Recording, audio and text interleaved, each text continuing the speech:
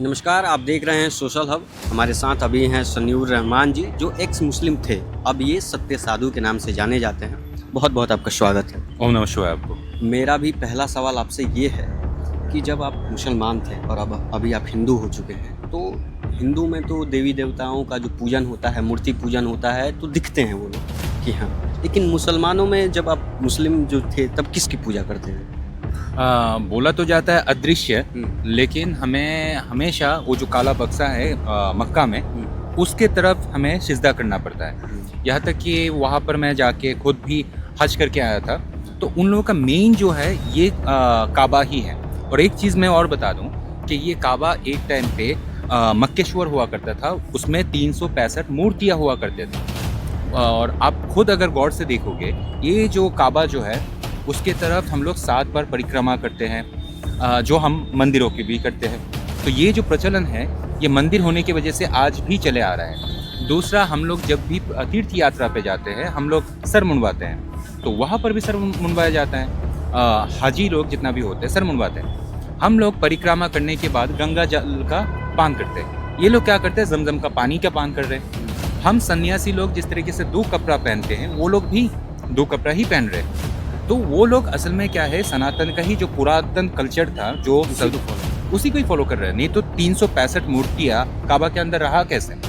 अच्छा, मेरा सवाल ये रहेगा कि जो चीज़ें हिंदू है वो प्रत्यक्ष मानता है कि अगर वो है तो हम मान रहे हैं, और उसकी अस्थियाँ भी हैं, चाहे वो जितने भी आप देख लें मूर्तियाँ हैं, वो पुरानों में चाहे हज़ारों साल पहले हैं। इस्लाम में ऐसा कुछ है? अल्लाह हैं, दिखते हैं, कुछ प्रमाण हैं? ना, उनका कोई भी प्रमाण नहीं है। इस्लाम का एक ही प्रमाण बोला जाता है, यह है कुरान, जो टेक्निकली असल में मोहम्मद ने ही लिखा था।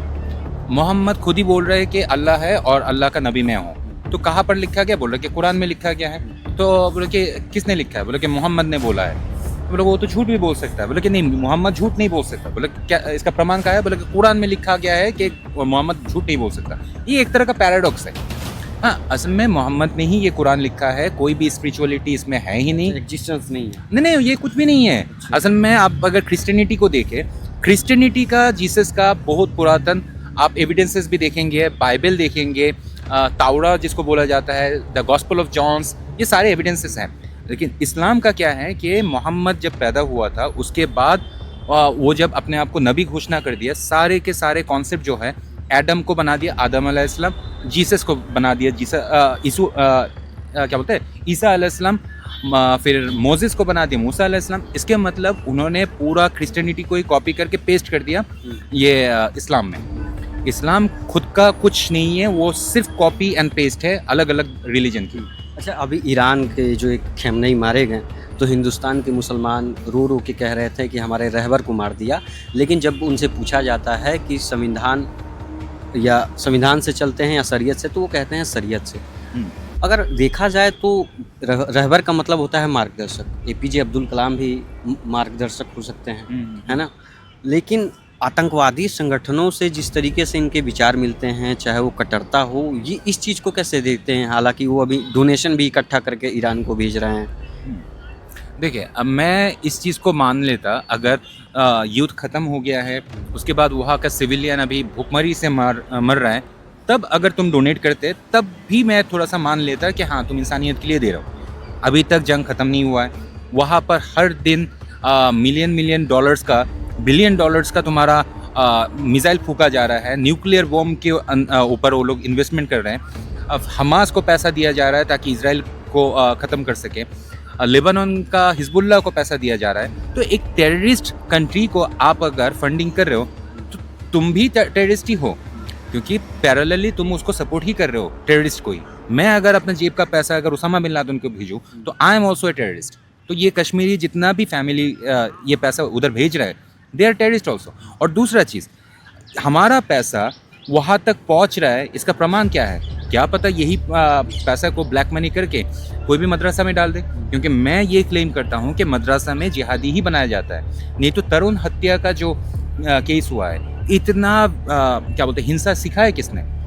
बच्चों को अगर बचपन से ही अगर ऐसा सूर से सिखाया जाता है, मैंने भी खुद भी पढ़ा है कि हिंदुओं के पूजा में जाने से ईमान दुर्बल होता है।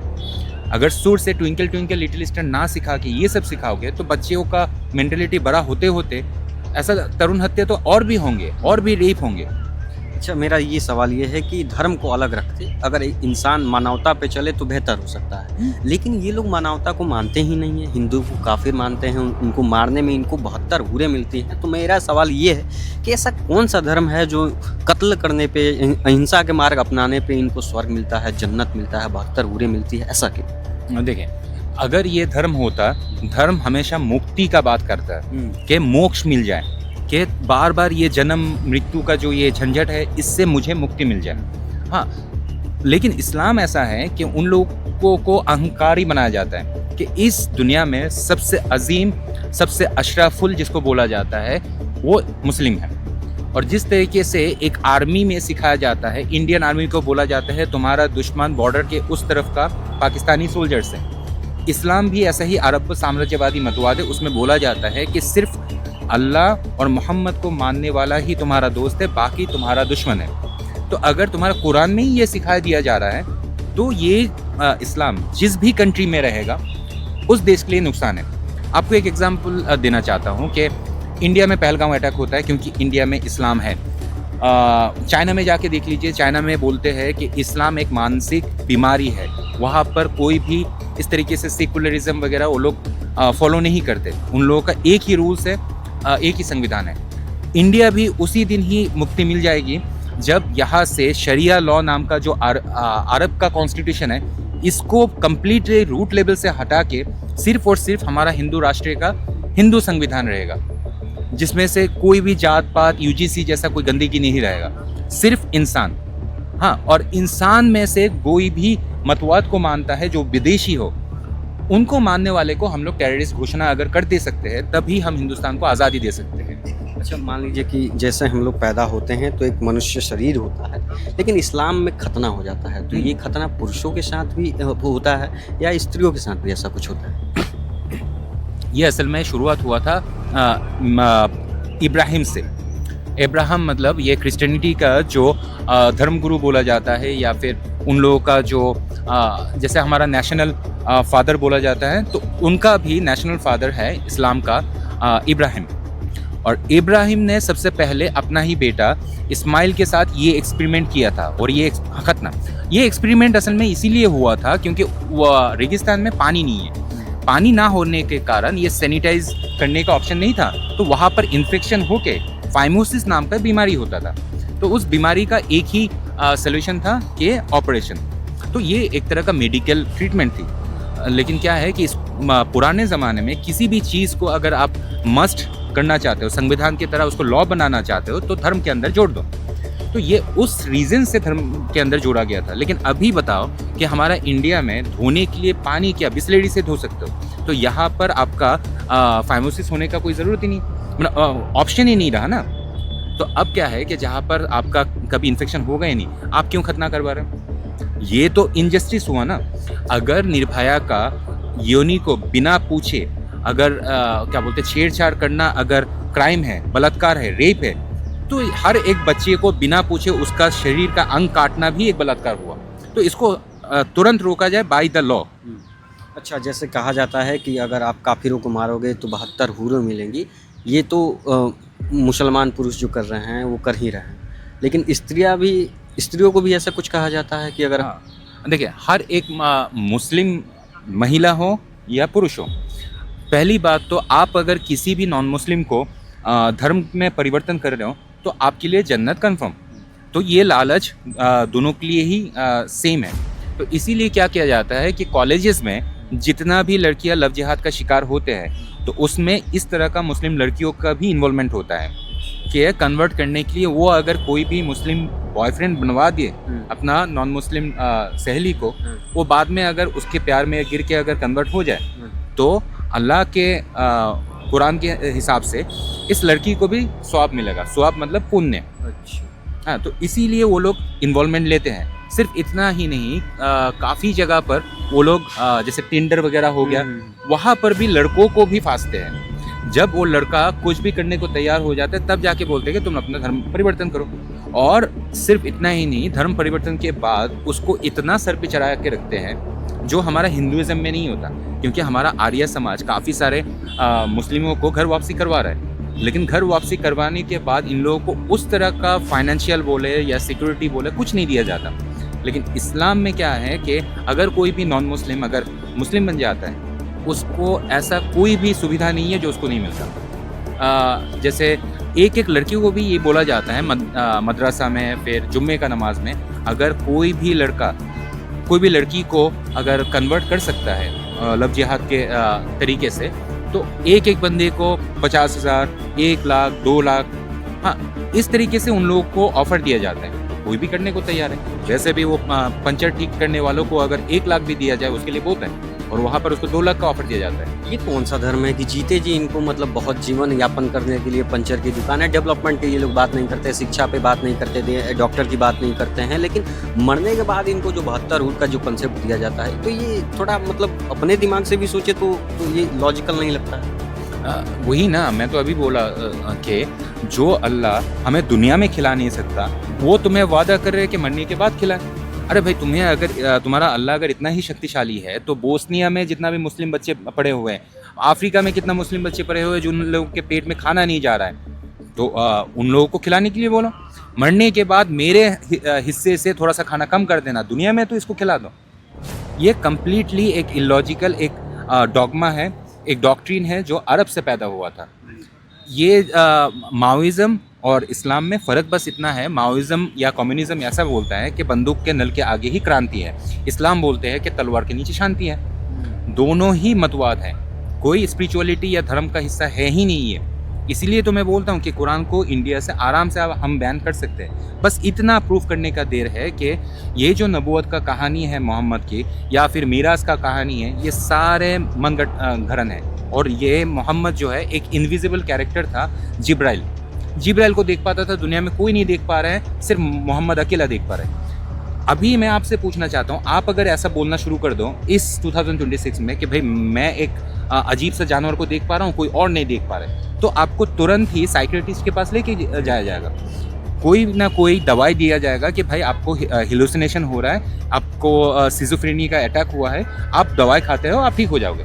ये ट्रीटमेंट अगर मोहम्मद को दिया जाता तो आज इतना कत्लेआम या फिर इतना जिहादी आक्रमण जैसे पहलगांव, उरी अटैक, 26/11, ये सब कभी नहीं होता। यहाँ तक कि हमारा पश्चिम बंगाल का जो इलेक्शन है, उसमें भी ये बाबरी मस्जिद को मुद्दा बना के इलेक्शन का कोई पार्टी खड़ा नहीं किया जाता, जनता उन्नयन पार्टी जो है। अच्छा, बहुत कम शब्दों में जवाब दीजिएगा। मैं आपसे पूछना चाहूँगा कि जिस तरीके से हिंदू धर्म में देवी लड़की जो है उनको देवी मान के पूजा जाता है, रामनवमी चल ही रहा था, अभी बीत गया, तो बच्चियों को पूजा जाता है। इस्लाम में लड़कियों को क्या माना जाता है? देखिए, इसमें 2 जगह है। एक जगह तो तुम्हारे बीवियाँ तुम्हारे लिए खेती है, जो कुरान का चैप्टर नंबर 2 वर्स नंबर 223 में लिखा गया है। और दूसरा एक हदीस है सही बुखारी का कि कोई भी इंसान अगर नमाज़ पढ़ रहा है तो नमाज के सामने से अगर 3 जानवर चला जाए तो उसका नमाज ख़त्म हो जाता है। कौन कौन सी? एक है कुत्ता, एक है गधा, एक है महिलाएं। हाँ, तो महिलाओं का इज्जत तो यही है। और दूसरा कि जानवर, हाँ वही ना, गधा, कुत्ता और महिलाएं। हाँ, और कुरान में ये भी बोला गया है कि महिलाओं के जो बुद्धि है वो आधा होता है मर्दों से। अच्छा, ये अगर होता तो निर्मला सीतारमन के आधा दिमाग लेके फाइनेंस समझ रही, फिर दो हमारा ममता बनर्जी, हाँ उनका आधा दिमाग हो सकता है, वो तो मुझे मैं कंफर्म हूँ। लेकिन हाँ, ये बात एकदम गलत है कि औरतों की दिमाग आधा होती है। फिजिकल स्ट्रक्चर और कॉन्शियस लेवल दोनों अलग चीज़ है। तो जो इस्लाम में क्या बोलते हैं उल्लेख जो है वो एक मनगढ़ंत और एक अनपढ़ जाहिल का ही लिखा गया है। नहीं तो कुरान में आप देखो ना, उसमें भूगोल का बात किया गया है, जहाँ पर हमारा वैदिक शास्त्र में आपको भूगोल, एस्ट्रोलॉजी, एस्ट्रोनॉमी हर चीज़ का उल्लेख है। और यहाँ पर मोहम्मद को सिर्फ उतना ही नॉलेज था जो अपने आसपास देखते थे कि उसको अल्लाह से मिलने जाना था। तो गधा और खच्चर का बीच का एक जानवर है जिसका नाम है बोरक के ऊपर बैठ के वो अल्लाह से मिलने जाता है। वो भी पंख वाला एक गधा है, क्योंकि उसका नॉलेज में यही था कि आसमान में उड़ने के लिए ईगल जैसा पंख चाहिए।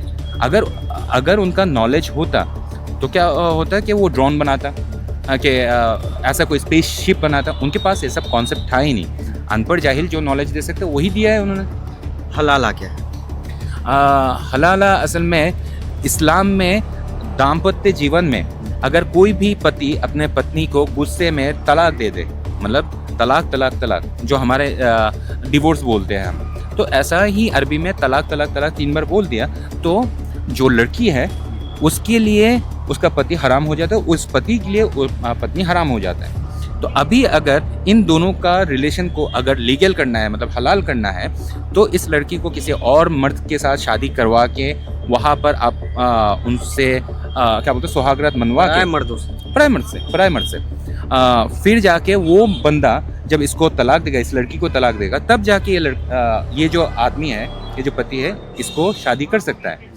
ऐसा ही ये केस शायद मैं आपको पता होगा कि ये अनीशा बानो का जो केस है, तो उनका केस तो ऐसा ही कुछ था ना कि उसका पति ने उसको तलाक दिया, लेकिन असल में रिस्पेक्टेड फैमिली था, इसलिए क्या है कि बाहर ज़्यादा मुंह काला हो जाएगा। उन लोगों ने क्या किया था कि अपना वो जो पति था, पत्नी को बोल रहे कि तुम मेरा पापा से क्या बोलते हैं, हलाला कर लो।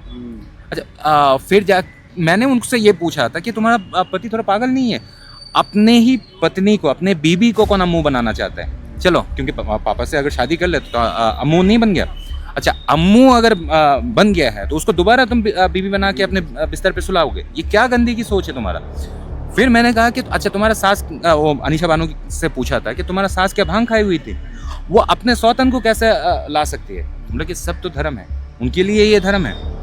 असल में ये क्या है कि एक विकृत मस्तिष्क से ही ऐसा रूल्स निकल सकता है। अरे भाई, किसी और ने तुम्हें तलाक दिया है तो इसका भुगताना तुम क्यों भुगतोगे?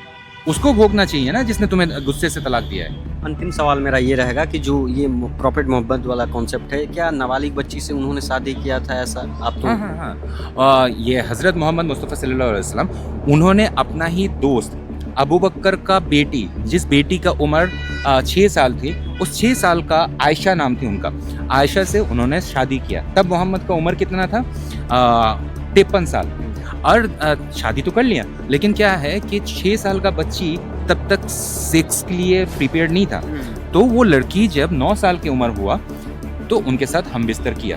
तो ऑफ कोर्स मैं तो इस पॉइंट पे मैं बोलूँगा कि मोहम्मद एक रेपिस्ट था, क्योंकि मैं आपसे पूछना चाहता हूँ कि 9 साल का बच्ची, अभी अभी मेंस्ट्रुएशन ख़त्म हुआ है, वो लड़की ऑफ कोर्स ये मोहम्मद को देख के ये नहीं बोल सकता कि कुंडी मत खड़काओ राजा, सीधा अंदर आओ राजा। She is not mentally prepared also.